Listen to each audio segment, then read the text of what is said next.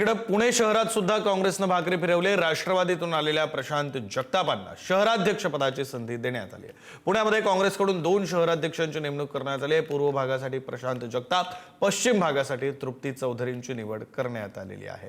काँग्रेस पक्षात गेल्या अनेक दिवसांपासून नेतृत्व बदल करण्याची मागणी होत होती। अखेर नवीन शहराध्यक्ष जाहीर करण्यात आलेले आहेत।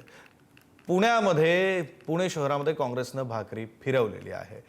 राष्ट्रवादीतून आलेल्या प्रशांत जगतापांना पुण्याचं शहराध्यक्षपद देण्यात आलंय।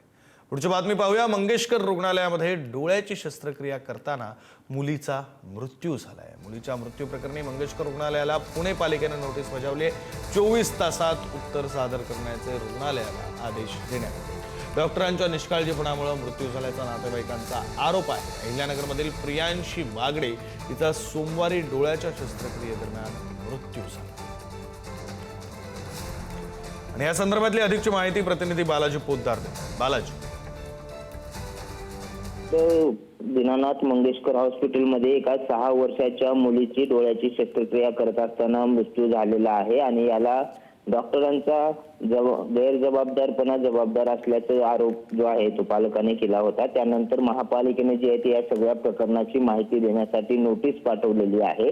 महापालिकेच्या नोटीसीबरोबरच ससून रुग्णालयाला सुद्धा 4 जणांची समिती जी आहे ती या सगळ्या प्रकरणाची चौकशी करणार आहे आणि या संदर्भात अलंकार पोलीस स्टेशनमध्ये गुन्हा दाखल करण्यात आलेला आहे। खरं तर या सगळ्या प्रकरणामुळे पुन्हा एकदा मंगेशकर रुग्णालयावरच्या उपचार पद्धतीवर प्रश्नचिन्ह निर्माण होत आहेत। कारण गेल्या वर्षी तनिषा भिसे प्रकरण मोठं गाजलेलं होतं। त्यावेळी सुद्धा त्या महिलेचा मृत्यू झालेला होता। त्यानंतर रुग्णालयाला 10 लाखाचा दंड सुद्धा ठोठावण्यात आला होता। त्यानंतर या 6 वर्षाच्या मुलीचा आता मृत्यू झालेला आहे।